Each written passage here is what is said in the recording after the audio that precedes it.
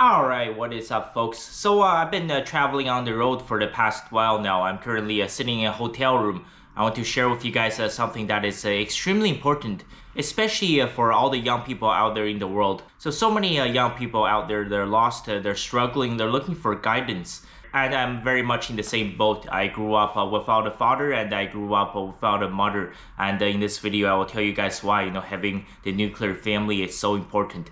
It's so important to grow up with a father. So let me just quickly share this with you guys. You guys might have seen this before. So basically, this story is tradition. These are four pillars. It's been told in many parts of China, probably for thousands of years. So it goes something like this. So you have your two middle fingers on each hand, right? So that's you in the middle. You're in the middle part of your life. So what I'm going to do is that I'm just going to see this? I'm going to just line up my fingers like this. See, now I got middle finger. And I have my thumbs, my pinkies, my index finger. So basically it looks something like this, right? So this is something that people from the older generation would tell the young people. So basically that's you in the middle. And these, so your thumbs, right? These are your predecessors. So, for the people out there who are watching this video, right? It doesn't matter which generation you're from. Obviously, I certainly hope that you do know your parents pretty well. You probably know your grandparents pretty well. What about your great-grandparents? What about, your second great-grandparents? How about going back 5 generations, 10 generations? Probably over 99% of the population knows absolutely nothing. So, see, that's why these thumbs, they separate easily because that's already way past you, right? And what else also comes before you? So these two fingers, these are your parents. They're an extremely important part of your lives. But eventually at some point, we are humans after all. None of us are immortal and the death is going to be inevitable for all of us. So at some point, you will have to say goodbye to your parents. So there's your father and there's your mother. At some point, you're going to have to say goodbye to them. And what about the pinky? These are your children. See, these are what comes after you. And this is how crazy and chaotic our modern society has become, right? So, for example, China has been around for 5,000 years, right? So 5,000 years ago, having children was never, ever questioned. Especially for Chinese women, right? It was your duty, it was your moral obligation to get married young and to have lots of children. That was never a question. 500 years ago, that was never ever a question. 50 years ago, it was never ever a question. But now we're entering an era where, over 50% of the women will never get married. They will never ever procreate. They will never ever be in a committed relationship. This is how far society has fallen. And if you're wondering where I got this story, I was told by many Chinese elders. I was not told by my parents, obviously, because I didn't have any parents growing up. But at some point, these are your children, right? Even your children, at some point, you have to say goodbye to them. Because obviously your children are going to be much younger than you, and eventually you're going to be old. You're going to be 80, 90, 95, 100. At some point, you will have to say goodbye to your children. But look at this, right? So, see, your predecessors, they're gone. Your parents, they're gone, right? Children's, at some point you have to say goodbye. What is the pair that you absolutely cannot separate? You see, these two fingers, they never ever separate. Doesn't matter how hard you try. And that is precisely why, this is your ring finger. Because marriage is for better and for worse. It's in sickness and in health and until death pulls us apart.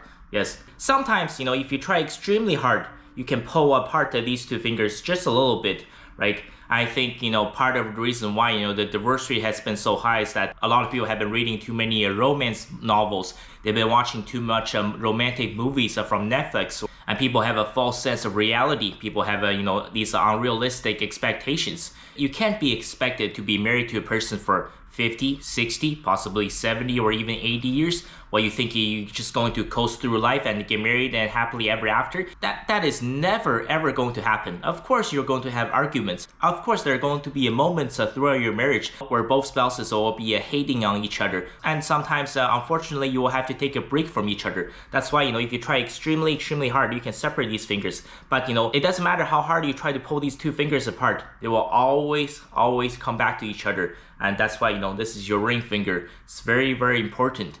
And this is why it's so important, to have a sense of community, to have the concept of the communal life. and also the concept of nuclear family in modern society. Because when the nuclear family falls, that civilization is also going to fall. Part of the reason why so many young people are struggling is because, well, yeah, who is there to tell these kind of stories to these young people, right? And I did mention before, I posted a 36-minute video on basically the rise of secularism and the death of objective morality. It's so important to, just to inject these concepts into young people nowadays. Because, yeah, oftentimes, people back in the day, yes, my grandparents, they had certainly had a lot of fights, but they stayed married all the way until the end. It was because it was a belief, right? Because both of my grandparents believed that, if they actually chose the path of divorce, it would lead to divine punishment.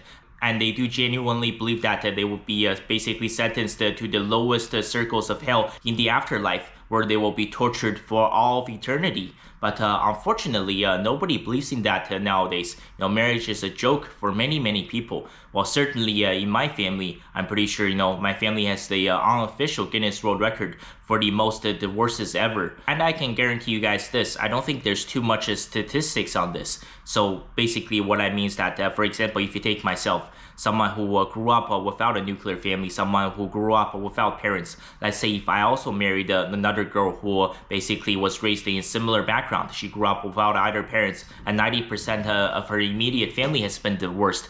Let's say if we got married, then I would say there's probably a 70 to 80% chance that our marriage is also going to be a disaster, and at some point, it's going to end up in a divorce. Because none of us actually knows what a functional, stable nuclear family is supposed to look like. However, if you take a normal guy, let's say that grew up in a two-parent household in a nuclear family, and virtually all of their immediate family, none of them are divorced, and they all stay together until the end. And let's say if this guy is lucky to find a girl that also grew up in a very, very similar circumstances, that she grew up in a two-parent functional household, and none of her immediate family has ever been divorced. Yeah, and then I would say there's a 95% chance of that marriage succeeding. But all of that aside, I want to share with you guys a couple of little cool stories since I've been traveling in China. I want you guys to have a look at this video, right? I'm sure tens of millions of people worldwide have seen this video. If you're wondering what this place is called, it's called the Liziba Station. It's part of the city of Chongqing's extensive metro system. Absolutely incredible, right? Very, very fascinating. It's an extremely busy tourist hotspot. So you have this train that basically goes into the building. Many people are probably wondering at this point, right? I'm sure none of you guys have ever heard of this story. So a lot of people might be wondering, well, this is a story of the chicken and the egg, right? So did they build the train rail first and then they had to build the building around it after to compromise? Or was the building there before, and in order to compromise for the train rail, did they actually drill a hole through the building? Well, actually, the building and the rail and the train, they were built at the exact same time.